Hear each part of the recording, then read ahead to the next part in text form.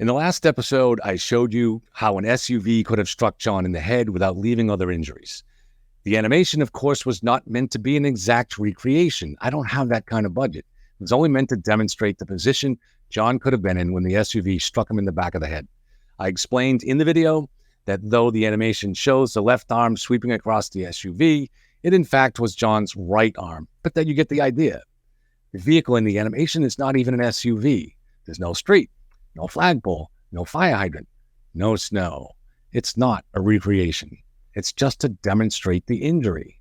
You have to ask yourself, if you're just looking for silly reasons to dismiss something, is it really the truth you even want? This is what I envisioned might have happened. Karen pulls up to the edge of the property. John eventually gets out. He has a drink in his right hand, taken from the bar. His phone is in his right pocket. As he's walking, the phone rings. Instead of switching the drink to his left hand, he reaches across with his left to take the phone out of his right pocket. But that's not easy. It causes him to turn his body so that he's more facing the other side of the street. Fumbling to get the phone out, he drops it. He bends to pick it up with his left hand, careful not to spill his drink, which is in his right hand. He's facing down as he picks up the phone. He's still facing down when Karen throws the SUV in reverse. Sensing the impact, he turns a little away. The taillight clips the back of his head. His right arm brushes against Karen's car, creating the abrasions. The cocktail glass breaks from the impact and a piece ends up on the bumper. The impact of the taillight against John's head is powerful enough to crush bones and send him backwards onto the lawn. The phone comes loose in his hand and ends up underneath him. To me, this explains how it probably happened, but I'm certainly open to better explanations. However, the animation I showed you was never intended as a recreation. Anyone dismissing it because there's no snow or no street, or it's not an SUV, or it's on the wrong side of the road, come on, you're just looking for reasons. Look, you will, at some point in your life, come to a moment of choosing between doing what's right and doing what's best for you. I fully understood, as I began asking hard questions about the conspiracy theory, what I was risking for myself. Selling the conspiracy got me an enormous boost in viewers. It made me popular. Believe me, I understood what the cost of asking questions would be. I know how emotional this case is for many people. The cost actually proved much higher than I expected, but I certainly understood that there'd be a heavy cost. However, at the end of the day, I stayed honest with the audience. The ideas I present are all my own. Doesn't mean I'm right. Doesn't mean I'm sure what happened in this complicated case. It just means I'm asking hard questions and trying to get to the truth. You too have come to those moments in your life when you're faced with a difficult choice, to do what's right or do what's selfish. And you'll come to those moments again. Have to weigh it. If the cost is high, it can be a very hard choice. It's a personal decision. Now, in a crime case, there are foundational facts which determine what did or didn't happen. These are things that, if their truth can be very confidently established, can send the case one way or another. There are two foundational facts to focus on in this case.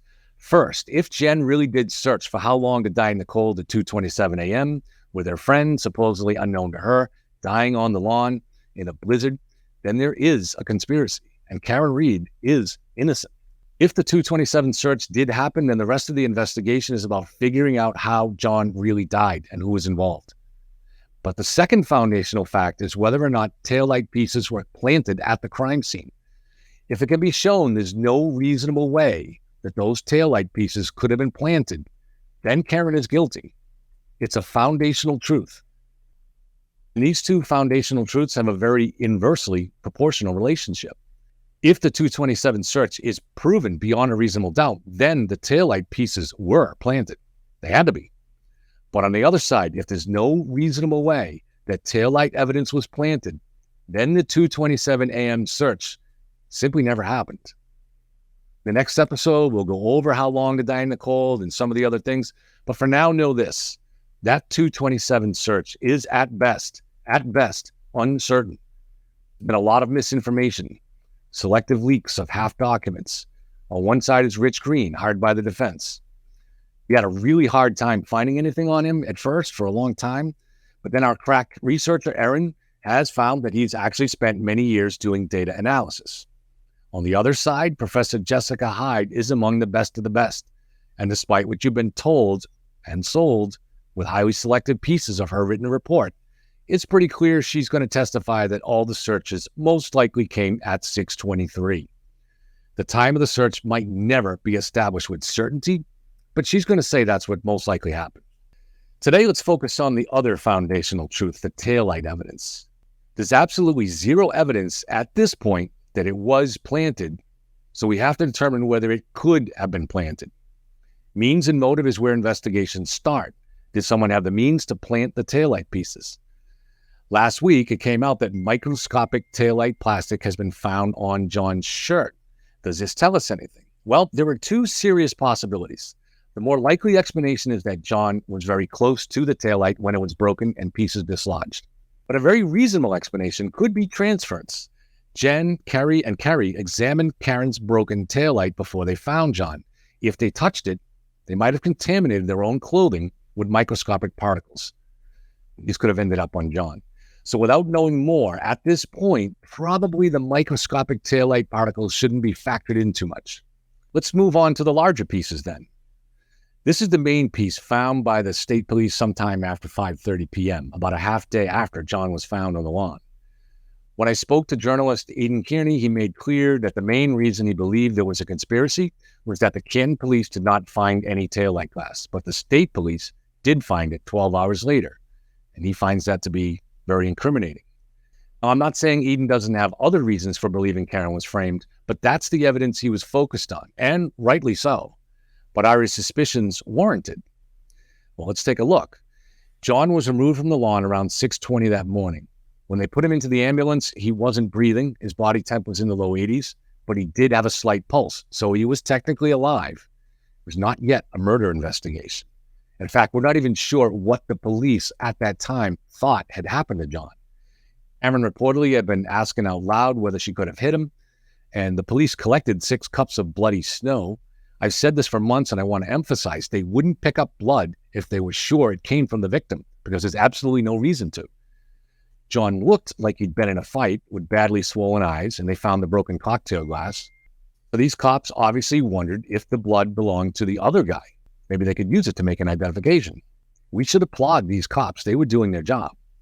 They also found pieces of the cocktail glass, as I said. Remember, John took that from the pub, but they didn't find his missing shoe, and they didn't find any taillight pieces. The defense claims this is beyond strange, that if the taillight pieces were there at this time, the Canton Police would have found them. Does this hold up? It's crucial to the defense conspiracy theory. There's a photo taken during the day. I'm sorry I don't have a better version at the moment. There was one months ago on TV Daily News, but I couldn't find it now. That photo seems to show what looks like an unsecured accident scene. The suggestion is that it's just some neighbor out for a walk strolling through the crime scene. The suggestion is that the scene is unattended and unsecured all day until the state police arrive late in the day to set up their investigation. And then, like magic, they find the taillight pieces. Here's the main piece, just sitting on top of the snow. Suspicious, right? That's a big chunk. Impossible to believe the Canton Police wouldn't find it, right? They also show you this image here of Karen leaving the driveway at 5 a.m. to go looking for John, and they say the taillight is basically intact here. Aha! So the theory emerges at some point in the day, probably when Karen's SUV was later towed from her parents' house, that a corrupt state trooper pried pieces from the taillight, raced to Canton, and dropped them in the snow to be found by the state police search team. We have to stop here to point out something that a lot of people strangely forget. If someone is trying to sell us something and they purposely give us half-truths or partial documents with the intention of deceiving, we should have our guard up. We should be suspicious. That large piece of taillight was certainly not found sitting on top of the snow. You can see the shovel marks. This wasn't an archaeological dig. They weren't unearthing a brontosaurus bone with paintbrushes. They shoveled it out and snapped a photo. If we're told otherwise, we need to have our guard up because we're being manipulated. Let's go back to 6:20. Karen and Jen and Kerry are watching the first responders put John in the ambulance. It's snowing hard. The wind is biting. It's a blizzard. Karen reportedly asked Jen to search for how long to die in the cold. So when do the Canton Police begin their investigation? Well, at this point, Karen is hysterical and requires her own ambulance, so they're dealing with that. Jen runs into the house to wake up the Alberts, and the Canton Police are waiting for Detective Lang to arrive to head the investigation. 6:30, he does arrive and goes into the house at some point to talk to the residents. A little before 7, a few neighbors filter out into the blizzard to see what's going on. When Lang does come out of the house, I think around 7, the investigation begins. But at 7:50, it essentially ends. Why? Because they get a call. John is dead. It's now a murder investigation, which means the state police will be coming to take over. All that's left to do at this point is secure the crime scene. Suggested by the defense that they didn't. Let's go back to that crime scene photo. We don't know who that, again, I apologize for the quality of it. We don't know who that man is walking, but likely it's an official or a cop. There's no reason to think that scene wasn't secure. There would have been at least one cruiser parked there all day. Yellow tape would not hold up during a blizzard, so it would blow away.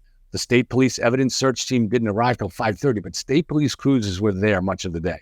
So this idea that the scene was not secured is highly dubious at best. And I don't recall hearing the defense lawyers make the claim. Maybe they did. It's just the proxy media that make it. That doesn't mean the evidence couldn't be planted, because the theory is that it was planted by the state police. So what did the Canton Police do during their short investigation? Apparently they used a leaf blower. No idea if that's standard. Is it used to melt snow? Who brought the leaf blower? More importantly, what were they looking for? Were they even looking for automobile parts? At that time, they seemed to think John had been in a fight. Remember the blood collected in the cups. But here's a big question. Would they use shovels on a scene they knew the state police CERT team was about to investigate? No. Hell no. There's a reason the state police automatically take over murder investigations in smaller towns. They have the training and the resources that small towns simply don't have. No way in hell would the Canton Police put a shovel to a scene the state police would be investigating. No way. What did the Canton Police do?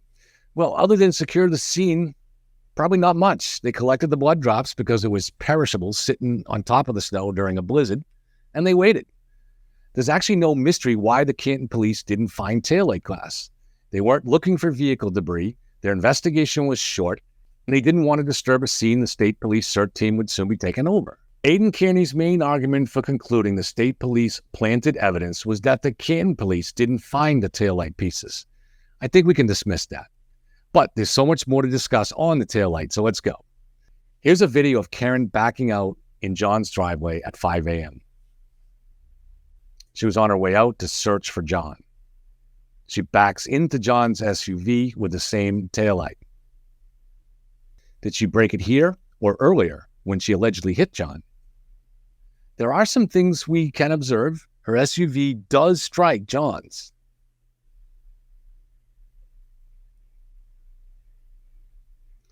The prosecution later underplays that, and that's inexcusable. Tell the truth, for God's sakes. There is a collision.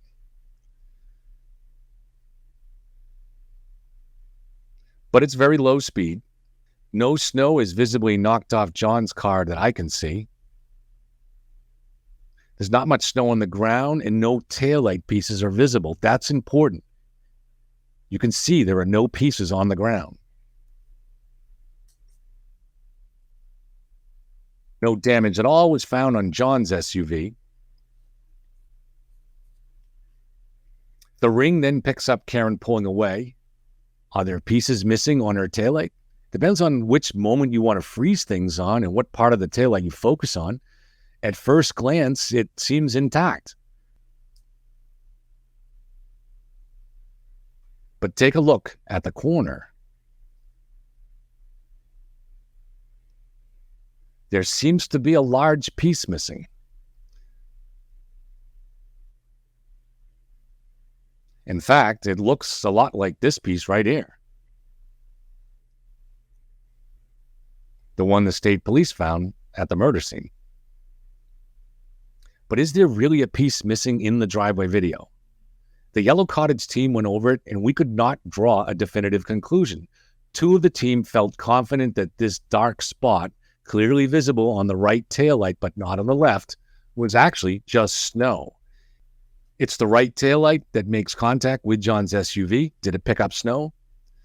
It's hard to see any snow missing on the SUV as Karen pulls away.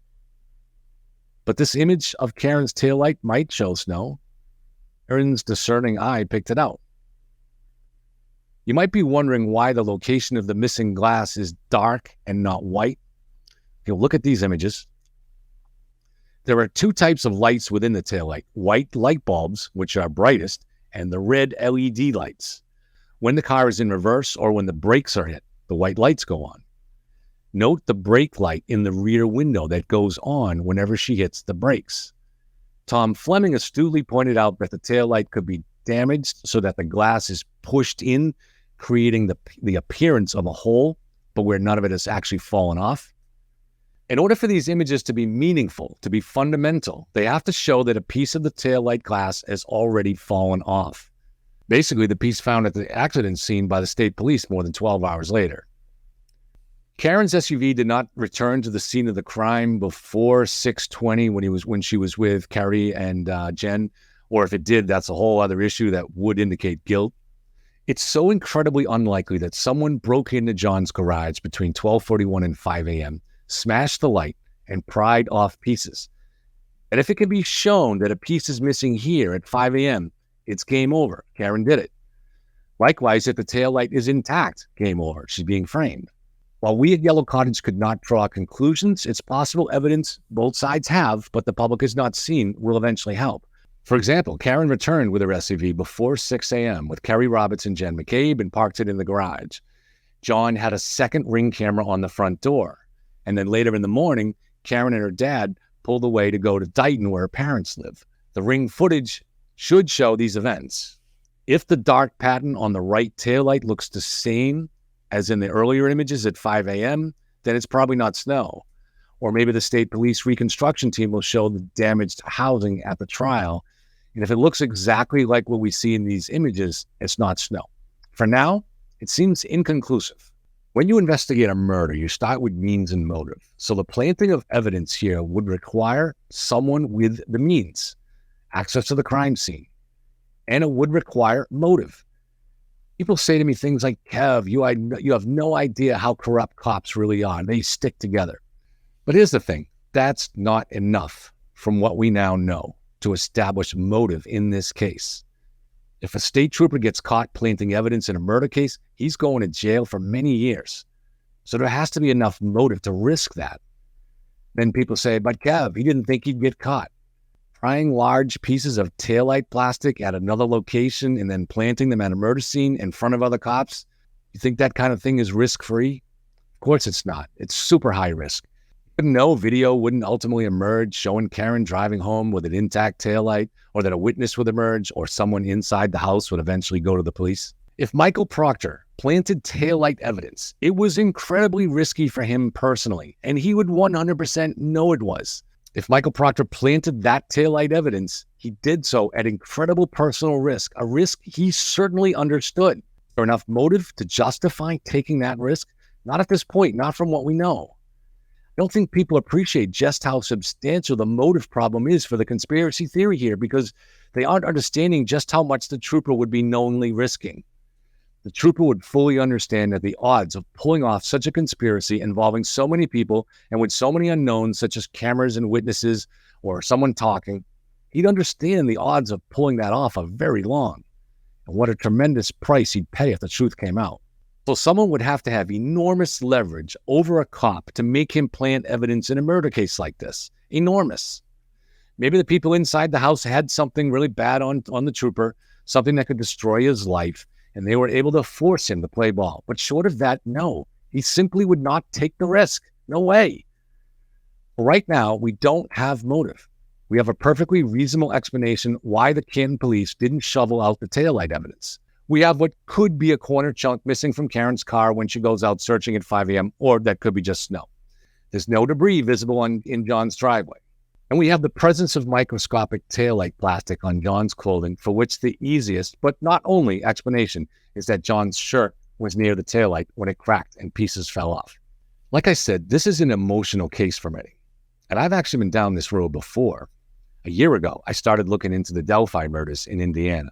I spent a month poring over the evidence. I speculated on a conspiracy in my early videos. I built a solid fan base.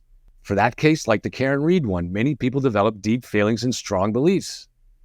Weeks before the surprise arrest of Richard Allen, a middle-aged father and husband who lived in town and had no arrest history, I put out a profile that proved to be very accurate, and thousands of people got mad at me because I was challenging conspiracy theories they felt very deeply about. If I had gone down conspiracy road on Delphi, my videos would have continued getting many thousands of views. And that's what YouTube is about, right? Getting views. I launched this channel because I'm a writer, and I figured if I could build a small following, it would give me a better chance to get published or sell screenplays. I've been on a long, hard road since I began writing over 10 years ago when I lost my business. And with my health diagnosis, the clock is ticking. The smart play for me was to say that there was a conspiracy in Delphi, but I followed the logic of the evidence. Yeah, I want to succeed. Conspiracies sell. With tens of thousands of views an episode, I could have got the interest of a publisher or maybe a movie studio.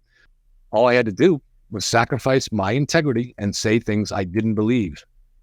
The Delphi murders, Abby did not own a phone. Libby did, and the police had it. So they very likely had all her social media communications and all her phone calls, and they didn't seem to find any evidence that she told anyone they were going to the Monon High Bridge Trail that day. That meant the killer could not have known they were coming, which meant they were just in the wrong place at the wrong time. No conspiracy. I just followed the logic and stuck to my guns and rode out the storm.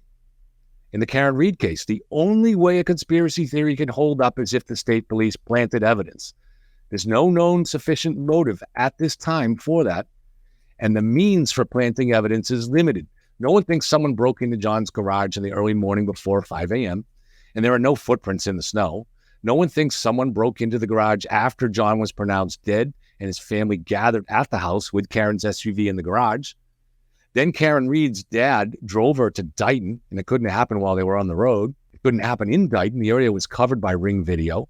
The only time to steal those pieces of taillight so they could plant the evidence was when Karen's SUV was on the tow truck, or perhaps in a tiny window of time after the vehicle arrived in Canton, but before the pieces were found at the crime scene.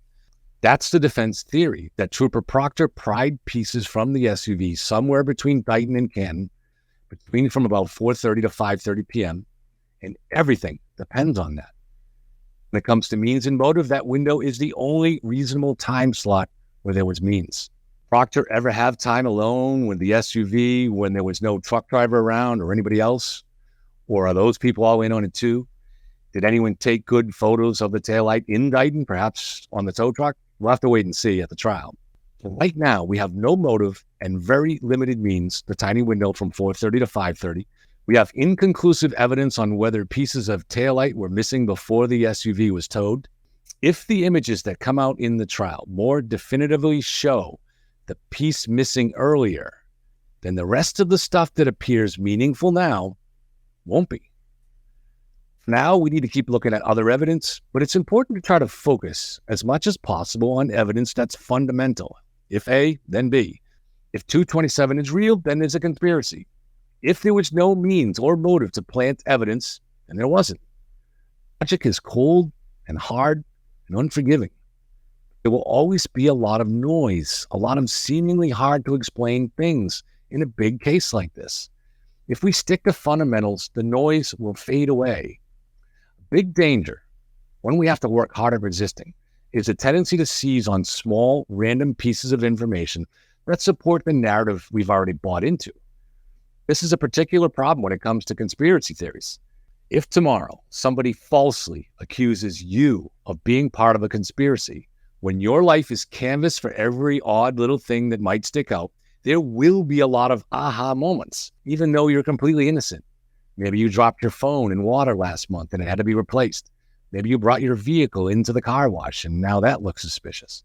Maybe you got a call from your old college boyfriend or girlfriend and you deleted it so your spouse wouldn't see. Everyone has things in their life that look suspicious when they're not explained. In the Karen Reed case, Brian Albert had a camera set up outside the house. Aha! Except there could be explanations. A lot of people use those as decoys. Albert reportedly did have a camera system, but other than that mounted camera, it remained in the box, never set up. So if you're looking for a conspiracy, there will be a number of aha things, whether there really is a conspiracy or not. Let's be honest. Most of us are looking for a conspiracy. Conspiracies are juicy. And conspiracies that involve corrupt cops and prosecutors hit a sweet spot for a lot of us. No one trusts the man, right? The man is always trying to stick it to us. There will be video and images shown at trial that we haven't seen. There might be some clues about what we'll see then based on what we haven't seen now. The prosecution has much stricter rules, so it can't release clips. The defense, on the other hand, leaks clips it thinks will help, such as the driveway footage that we saw, which they wanted the public to see because it shows Karen backing into John's SUV. And the claim is that that's where they broke the taillight. That's where she broke the taillight. So we might deduce that the clips that haven't leaked yet don't help the defense. Otherwise, they would have leaked them. The question is whether those images will be conclusive or whether they'll leave reasonable doubt.